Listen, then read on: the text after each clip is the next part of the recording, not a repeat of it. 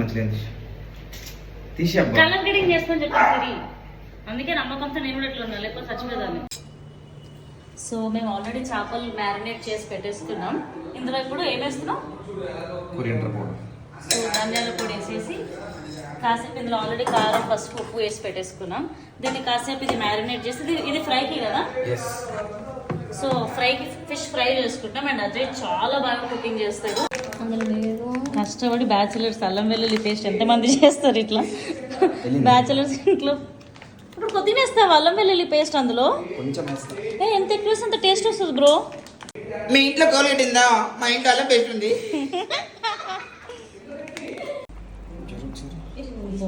Full chocolate ఏం తింటున్నావు? So last night మా ఫ్రెండ్ బర్త్డే అయ్యింది. సో ఒక చాక్లెట్ కేక్, ఒక రెడ్ వెల్వెట్ కేక్. అప్పుడేమో చేపల పులుసు రెడీ అవుతుంది. ముక్కలు పైకి వస్తున్నాయి. ఒక రూపాయి ముక్క అక్కడ చల్లగా అలా కూల్ డ్రింక్ తాగే వాళ్ళు కూల్ డ్రింక్ తాగుతూ ఫిష్ థమ్స్ అప్ ఫిష్ తినొచ్చా? జరగొర్రి. He has no respect. జరుగుర్రి. స్మెల్ అయితే భలే వస్తున్నా. ఏంటండి ప్రాబ్లం?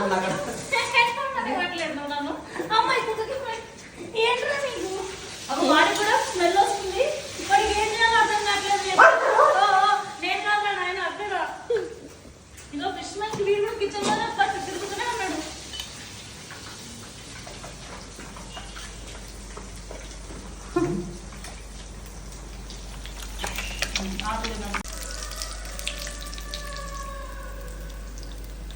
వీళ్ళేమో గార్నిష్ చేస్తా అని ఆగమంటారు. అదిగో అటు అది ఇటు నేను ఇది ఒక ముక్క అన్న తినాలనిపిస్తుంది. అజయ్ చిన్న ముక్క అజయ్.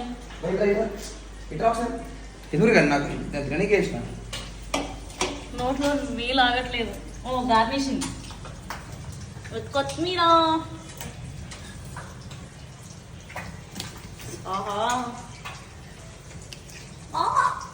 నాకైతే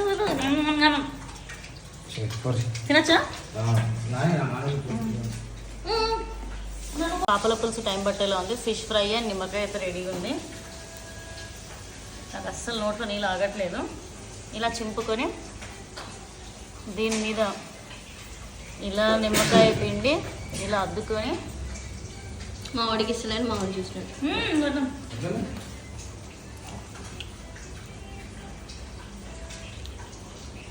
బెస్ట్. మనము బార్ షాప్ కింద బండి పెట్టుకోవచ్చు.